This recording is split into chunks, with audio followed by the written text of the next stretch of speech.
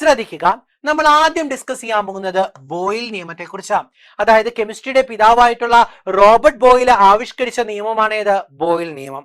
Okay, boil നിയമം എന്താണ് പറയുന്നത് ചോദിച്ചു കഴിഞ്ഞാൽ, സ്ഥിര ഊഷ്മാവിൽ, അതായത് ടെമ്പറേച്ചർ കോൺസ്റ്റന്റ് ആയി വെച്ച് കഴിഞ്ഞാൽ, അല്ലെങ്കിൽ അറ്റ് കോൺസ്റ്റന്റ് ടെമ്പറേച്ചർ, മർദ്ദം വ്യാപ്തത്തിന് വിപരീത അനുപാതത്തിലായിരിക്കും എന്നാണ് പറയുക. സ്ഥിര ഊഷ്മാവില് മർദ്ദം വ്യാപ്തത്തിന് വിപരീത അനുപാതത്തിലായിരിക്കും. അതായത് at constant temperature pressure is inversely proportional to എന്താണ്? വോളിയം ആണ്. ഇതിനെയാണ് നമ്മൾ എന്ത് വിളിക്കുക? ബോയിൽ നിയമം എന്ന് വിളിക്കുന്നു. ക്ലിയർ ആണല്ലോ? അങ്ങനെയാണെങ്കിൽ ഇതിന്റെ ഇക്വേഷൻ നമുക്ക് എങ്ങനെ പറയാം? P1 V1 is equal to P2 V2. Okay, clear ആണല്ലോ?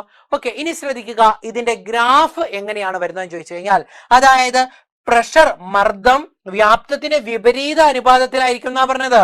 അതായത് മർദ്ദം കൂടുന്നതിനനുസരിച്ച് എന്ത് കുറയണമെടാ? വ്യാപ്തം കുറയണം.